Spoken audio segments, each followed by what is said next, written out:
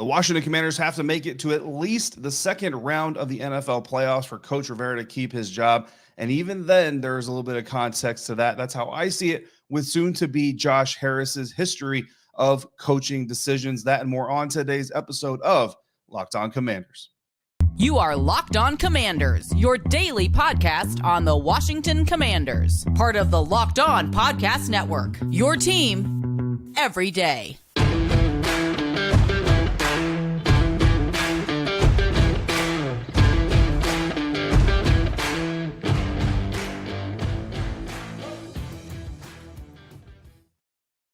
Welcome in, Commanders fans of the Locked On Commanders podcast, part of the Locked On Podcast Network, your team every day. This is your daily podcast covering the Washington Commanders, so please subscribe or follow for free wherever you get your podcast and, of course, on YouTube, so you can get all the episodes as they drop, including this live mailbag episode here Tuesday afternoon, as we like to do it. I'm David Harrison, credentialed member of the media, covering your Washington Commanders for Commander Country as part of Sports Illustrated's FanNation. You can find me there, here, or on Twitter at dharrison82. And of course, you can text me anytime via subtext at 202-760-2644. Thanks for making Locked On Commanders your first listen or your first view today. And every dayers out there, we're going to continue our look at this roster as we get closer to OTAs and training camp. Tomorrow is going to be our second year player review.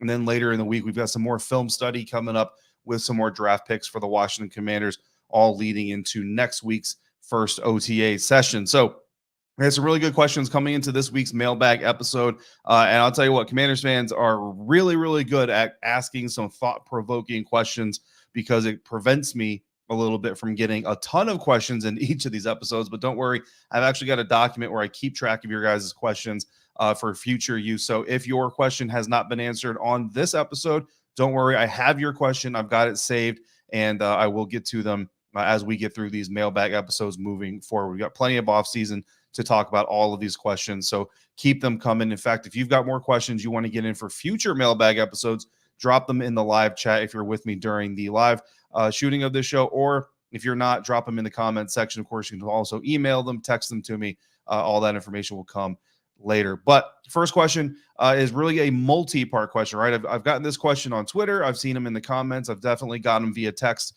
from my subtexters. So had more than a few people asking, what is the minimum level of success that Ron Rivera and his coaching staff has to achieve in 2023 in order to have a realistic shot at keeping their jobs at the end of the year? And I think first and foremost, it's important, to talk about, expected soon to be owner Josh Harris. Again, there are some hurdles that still have to be cleared, but I think for the most part, we all pretty much expect this thing to go through, and that Josh Harris and that group will eventually be the owners of the Washington Commanders. So first and foremost, there's a possibility here, right, that anything short of a Super Bowl is for the team is going to get Ron Rivera and his staff fired, right? Like that's just kind of the reality of this group. If Josh Harris and this group, and again, we're presuming that the sale is going to go through, the Snyders kind of making their public statements and all those things, certainly points in that direction. Josh Harris and his group could be looking to make a complete overhaul on this team as far as the staff personnel is concerned, coaching staff, front office, all those things. Basically, any public-facing person on this team could be removed because the Josh Harris group might decide they just want to kind of get rid of all remnants of the Snyder era, as it were. So, but even if that's not the case, though, right? So again, in that situation, you pretty much, it's Super Bowl or bust. If you don't win a Super Bowl, there's pretty much no chance of you sticking around. But one of the great things here is that both Josh Harris and, of course, the more popular, more well-known face of the ownership group, if you were, Magic Johnson, have sports ownership history, and Magic Johnson has sports executive experience here. So these guys aren't coming into this as just raw businessmen who are going to dip their toes into the sports world for the first time. Josh Harris, not only the co-owner of the Philadelphia 76ers, but also part of the ownership group that owns the NHL's New Jersey Devils. So there's some experience here with this group. Because of that, I do think that the realistic floor for Coach Rivera and his staff keeping their job is earning a playoff spot and doing it with quarterback Sam Howell, and making it to at least the divisional round of the playoffs with no worse than a competitive loss in the divisional round playoffs if you don't make it to the NFC Championship game. And look, that might seem like pretty high marks that this team and this coaching staff has to hit in order to do that. But I think realistically, when you look at it, this team is what, 2, maybe 3 wins away. If you take that tie off against the New York Giants, turn that into a win and get another win or two, you're probably in the playoffs. And then look, you're 2 wins away from making it. And I know that makes it sound more simplistic than it really is, but we've seen teams catch lightning in a bottle before. So how did I get to that floor though? Like, is that just some arbitrary? I'm like, you know what? I'm just going to I think this will sound good. And maybe it'll get some clicks and all this stuff. No, there's actually a little bit of research done in this. And again, none of this stuff is going to transfer 100%, right? So it's really kind of all how you read the interactions and read the decisions. So we can't really attach much to Magic's ownership history because, first of all, he's a minority owner of the Los Angeles Dodgers, very, very small ownership stake in the Los Angeles Dodgers. And he joined a group that already had ownership. Like, he wasn't a part of a new buying group. He wasn't an initial investor in this group, in this sale of the Dodgers. He joined a group that already owned them. And to be honest, even his time as Lakers president, that time ended with conflict, rumors, hurt feelings. So I'm not really sure how much we really take from that. It doesn't seem like Magic really had full, autonomy in making some of these decisions. And at the end, his general manager was retained after he stepped down, and his general manager was given more authority after he left. So it's kind of a murky situation there. But of course, Magic is the more popular owner, right? He's the name that more people are going to recognize, but he's not the more in control owner. That would be Josh Harris. He's going to be the majority owner. And then there's several other owners that are below Josh Harris as far as investment is concerned that are going to have a larger stake than Magic anyway. So I wanted to address the Magic Johnson thing just because I know he's the most popular name. So I wanted to get that out there. But with Harris, we're now looking at the Philadelphia 76ers and the process, right? Quote unquote. Harris and co-owners, 76ers co-owner David Blitzer got control of the franchise in 2011. Now, the process began, unofficially, I suppose, in 2013, 2014. For those unfamiliar, real quick, not going to dive too deep into this, but basically the process was the 76ers roster building approach developed by former 76ers general manager Sam Hinkie, based around the idea that basically Philly was in a stockpile a lot of top-level NBA draft picks, get young star players, and develop a dynastic roster in that process. But it would take several years of playing with bottom-level players to get those picks and star players. Tanking is essentially what the 76ers did for multiple years for the purpose of drafting top young players coming into the NBA and trying to develop this, again, dynastic roster there in Philadelphia. But we're not talking about the Commanders tanking because that type of process is not going to continue. But we are talking about is the survival of coaches under soon-to-be owner Josh Harris when inheriting a struggling franchise that does have some promise, because I think that's where the Philadelphia 76ers and the Washington Commanders can kind of mirror each other when you look at Josh Harris and his introduction as the owner of each franchise. And that is going to start with Josh Harris's first coach in Philadelphia, Doug Collins. So that's where we're going to start this conversation, and I'll show you how I got to the results that I got to as far as Ron Rivera's floor in order to try to keep his job with this new ownership group. We're going to do that here next on today's episode of Locked On Commanders, part of Locked On Podcast Network, your team every day. And today's episode of Locked On Commanders is brought to you by FanDuel. Make a fast break to FanDuel during the NBA playoffs, because right now new customers can get a no-sweat first bet up to $1,000. That's $1,000 back in bonus bets if your first bet doesn't win. I'm taking the Denver Nuggets to win Game 1 against the Los Angeles Lakers in the first game of the Western Conference Finals tonight as we speak. Over the Los Angeles Lakers. The Miami Heat and the Boston Celtics will get the Eastern Conference Finals started tomorrow. Currently, Boston is 8-point favorites in that game. I am taking the favorites, but again, I am taking the money line. If you want to place your bets, if you want to take the points or don't take the points, there's no better place to do so than at America's #1 sportsbook. Visit FanDuel.com/lockedon and get a no-sweat first bet up to $1,000. That's FanDuel.com/lockedon. FanDuel, official sports betting partner of the NBA.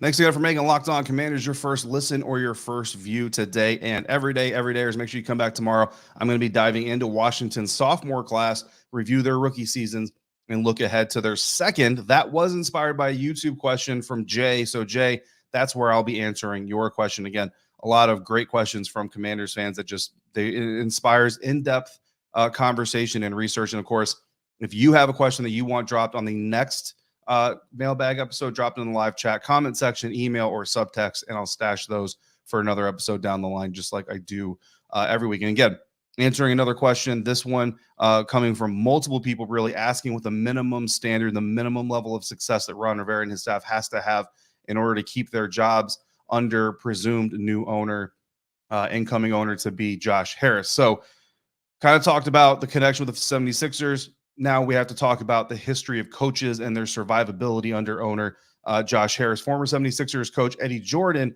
was fired after one season, but he was fired before Josh Harris came in as the co-owner of the team and during the same offseason where the ownership changed. So he is not the first coach technically fired in the Josh Harris tenure, although it happened inside the same year, inside of a couple of months of each other, really. Actually, the first coach fired would be Doug Collins, who was hired in 2011, the same year that Harris came to co-own the team, and then fired following the 2013 season. Well, not really fired, but kind of stepped down, moved into an advisor role, all those things. Now, Collins predates the process, quote unquote.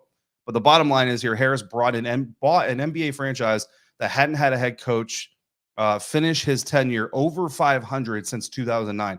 And he only had one other coach depart the team over 500 since 2003, and that was Larry Brown. Now, Doug Collins survived his first two seasons with the Philadelphia 76ers with records of 500 and winning percentages of 530 in the NBA. That's an NFL equivalent of like 8-1 and 9-8. But he was fired after a 415 winning percentage, which is equivalent of about 7 wins in the National Football League. Now, that is when the process began.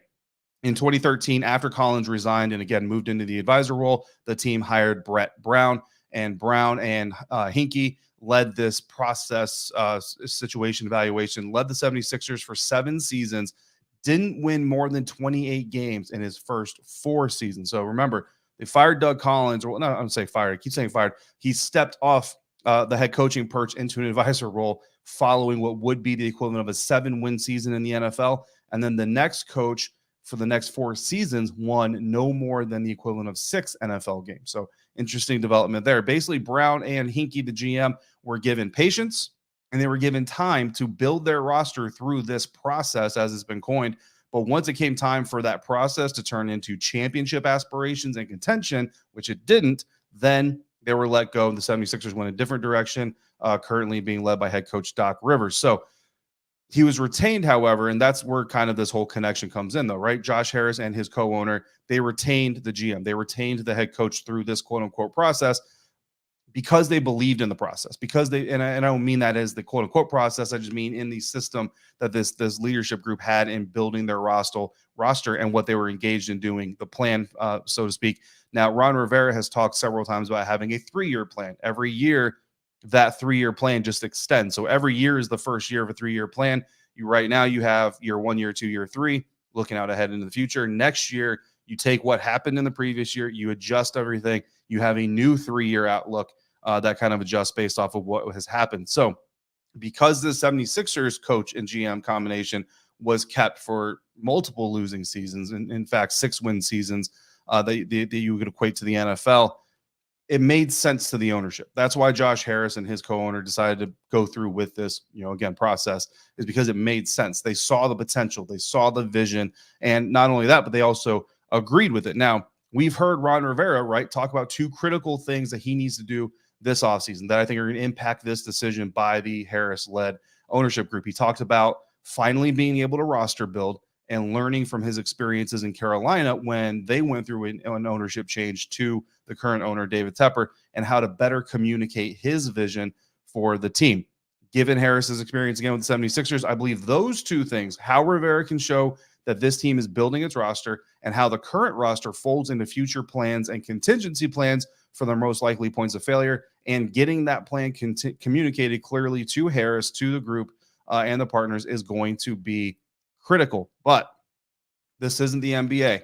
You can't come in with a 7-win team, 8-win team, and say, we're going to tank for 3 years. We're going to get a bunch of number 1 overall picks or top 5 picks. That's not how this works in the National Football League. So the process isn't going to work, but The patience and belief in the coach and GM and their plan can. And that's what Ron Rivera has to tap into. So, like I said, realistically, the floor for Coach Rivera is to prove the concept of how he's developing a winning Commanders roster. And you do that by earning a playoff spot, not getting a playoff spot, earning a playoff spot. That has to be a playoff berth where the Washington Commanders go out there and they win the games they need to win to clinch the spot. It's not a situation where, okay, we lost this game in week 15, but if so-and-so loses or this team ties or this thing happens or this amount of hot dogs get sold in Baltimore versus popcorn in Los Angeles, we get a playoff spot. No, you have to go in there and you have to take your spot in the postseason tournament. And you have to do it with quarterback Sam Howell. This is a conscious decision. Again, you talk about the roster building. Ron Rivera essentially saying, we now have the ability to start with a young quarterback on a rookie deal, pay the pieces around the quarterback position, start to build that roster around the quarterback. Well, if you're going to take that method, and a lot of teams have taken that method, you've got to put the right quarterback, the right young quarterback in that situation for it to work. So this team has to win with Sam Howell, not in spite of Sam Howell. And you guys know what I'm talking about. The defense can be the hero. Like, I'm not saying Sam Howell has to put up 40 points a game, right? The defense can be the hero. The run game can still be the hero. But the quarterback has to make the plays that the team needs the quarterback to make to help the team win, not avoid mistakes to prevent the team from losing, if that makes sense, right? So if you understand that. And this can't be a wild card round exit, right? If you go to the wild card round and you get eliminated, especially if you get eliminated easily and you don't make it to at least the divisional round of the playoffs with even a competitive loss, then what's the conversation going to be? Let's say it's the Detroit Lions that didn't make the wild card round because the Washington Commanders got that final spot. Well, people are going to say, oh, the Detroit Lions would have competed better in that wild card round, or, heaven forbid you get blown out of the wild card round, then it's even worse. No, you've got to make it to the wild card round, earn that spot, do it with Sam Howell, and you've got to make it past that first round of the playoffs. Even if you lose in that division round to a really good team in a competitive game, I would say that's still feasible, right? We're talking about the bottom floor. We're talking about the minimum standard here in order to make this thing happen. I think if you're Josh Harris, you're this ownership group, you're inheriting a team that just won 8 games, that's won 7 games in 2 of the last 3 seasons. You can't go lower. You can't go lower than that and continue or expect to continue your process. No pun intended, but that is the word that we're going to use here. You've got to show that potential, communicate that vision, and demonstrate that that vision can actually work. And then, how you can take this roster from playoff team, wild card winner, division round competitor, Final Four in the NFC to an even further level in the following years, moving forward, again, to communicate that 3-year plan. To me, that's how Ron Rivera keeps his job. That's how the staff stays intact. And then maybe, again, we can see Ron Rivera and his staff in 2024. Personally, look, I'm pulling for him. I like him. I think the players love him. From everything that we gather, the players love him. And bottom line, I want Commanders fans to be celebrating winning football. I want Commanders fans to be excited about the postseason. So, of course, I want it to work out. But speaking of roster building, this roster is not done yet. It's certainly got a lot of pieces answered or filled, and it's certainly got a lot of positions filled. But we've got another question in the mailbag coming up on this episode. We're going to talk about some more holes on the Commanders roster. That's coming up on today's episode of Locked On Commanders.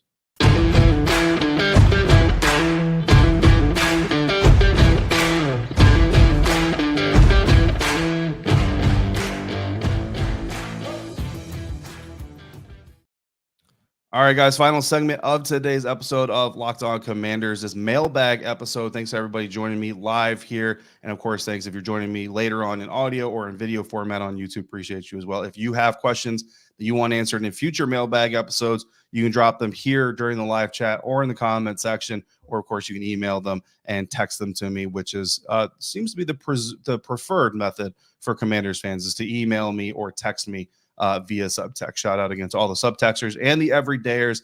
This question coming from a Subtexter, Keith, who asks, what do you see as our weak spots or unanswered questions still after the draft and free agency that need to be dealt with before training camp? Well, Keith, I'm going to give you 3, I'm going to call them groups, right? 2 position groups. And then the last group of players, I'm actually going to give you 3 players that I would just like to see this team, kick the tires on, even if they're not necessarily in a position of dire need at this point in time. And that's, it's all subject to interpretation and opinion.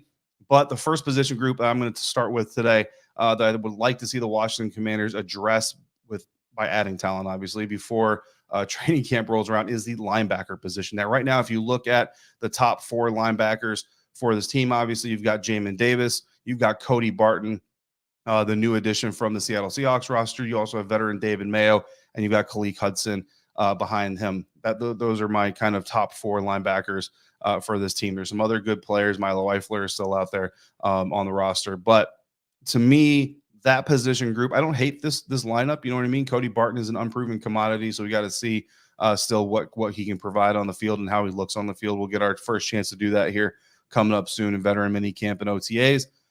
Jamin Davis took really good strides, I think, in year 2. So that's very promising. David Mayo is a steady veteran. I like Khaleke. I think that he does a lot of good things on the field as well.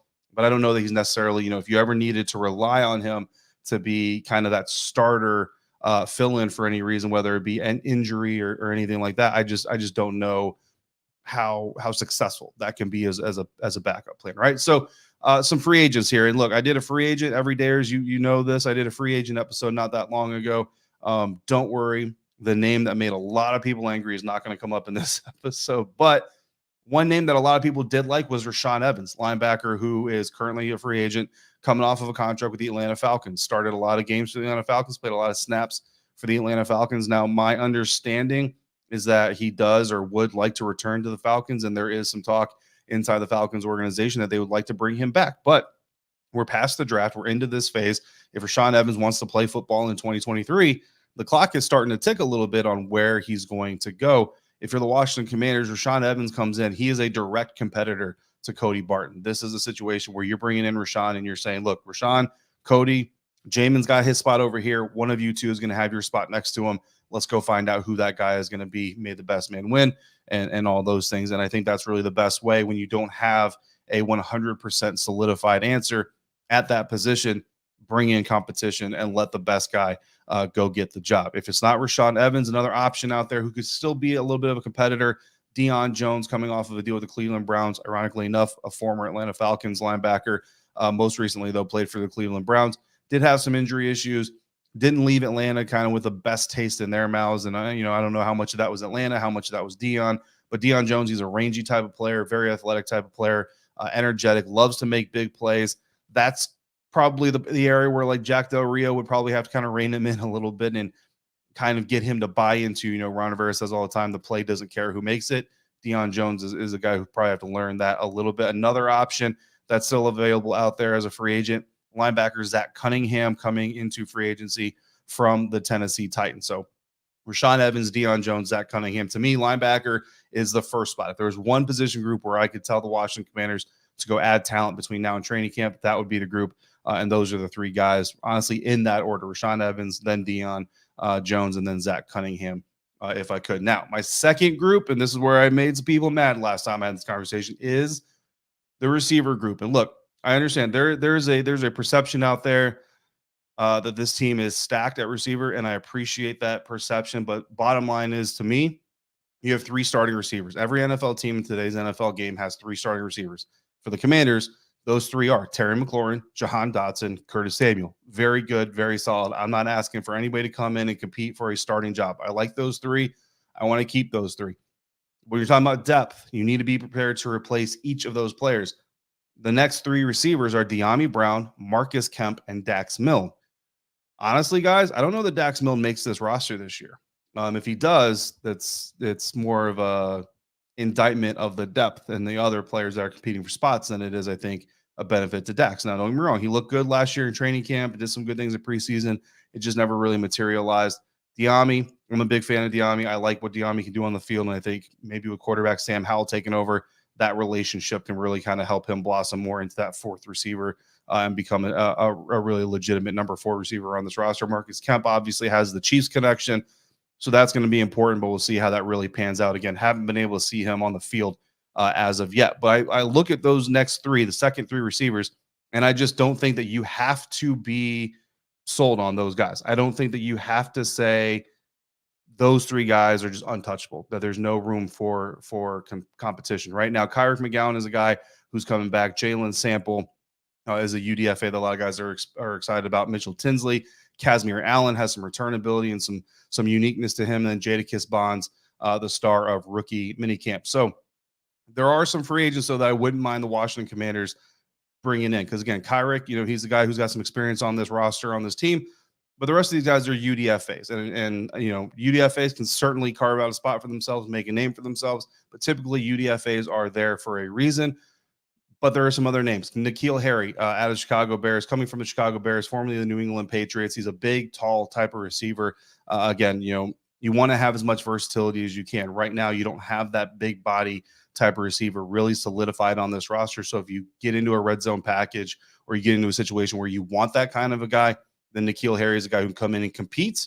And again, all of these contracts you're talking about, you're not going to get a lot of guaranteed money here. You're not going to get a lot of things that are tying the team to these guys. So if they need to release them in training camp, brought them in, it didn't work out, you're not going to hurt your team by making these moves. Another option, not a big body guy, but Demarcus Robinson, coming out of the Baltimore Ravens organization, former Kansas City Chief, probably his best years in the NFL were with the Kansas City Chiefs. Now, I don't know the details on his relationship with Eric Bieniemy per se, so obviously that's going to have a big part to do with it, but he's another receiver, can come in, provide some depth behind guys like De'Ami Brown, and of course your starting three, and potentially do some things. Plus, he can help the rest of the receivers learn the offense like Marcus Kemp can, but he's got a little bit more of the skill set that some of the guys that are already on the roster have, so it might translate just a little bit. And then lastly, Sammy Watkins. Look, another Chiefs connection, also coming out of the Baltimore Ravens organization as a free agent. But what's interesting here is when you talk about relationships, I think you'd be a little bit more confident that Sammy Watkins may want to play for Eric Bieniemy again because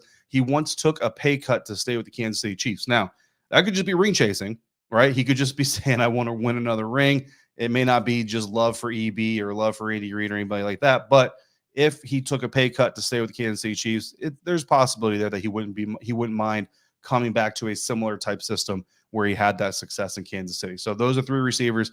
Again, N'Keal Harry, Demarcus Robinson, and Sammy Watkins that I'm looking at because, again, I don't think that the depth of the wide receiver group, top level, even, top four, I'm happy with. I think beyond the top four guys, you need to bring in some competition beyond just the UDFAs, although I do think that the UDFAs are going to provide some good competition once we get the veterans in here. Lastly, I'm not going to go with a position group. I'm just going to name three more players that I would kind of like to see the Washington Commanders maybe kick the tires on. The first one, offensive guard, Dalton Reisner. Look, he's been in the NFL 4 years, played for the Denver Broncos all 4 years, started all but 4 games in those 4 years. Yes, he's the Denver Broncos lineman that got into a shouting match with Mark Rippon or the Denver Broncos backup quarterback. I think that's his first name.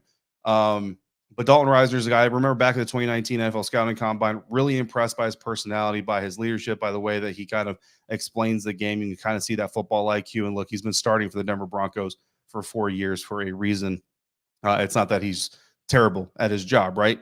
Bring him in for competition, bring him in as another potential member of the offensive line from a depth situation. We saw what this team went through with the injuries on their offensive line last year.